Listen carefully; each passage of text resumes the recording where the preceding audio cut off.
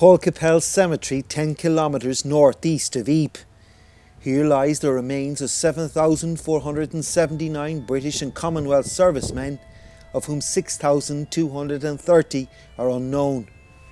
But one grave in this cemetery is better known than any on the Western Front. And beside me here is the grave of Private John Condon from Waterford City, who according to his gravestone was just 14 years of age when he died.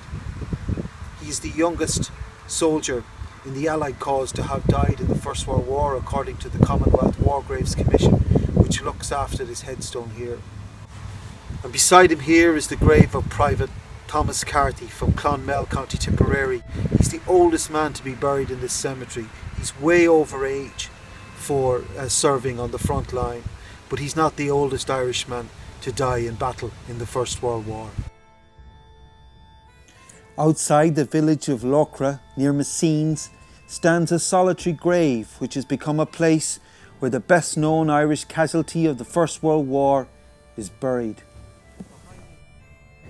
Behind me here is the grave of Major Willie Redmond MP, who was killed at the Battle of Messines Ridge on the 7th of June 1917. Major Willie Redmond was 56 years of age, way too old for combat, but decided to lead by example.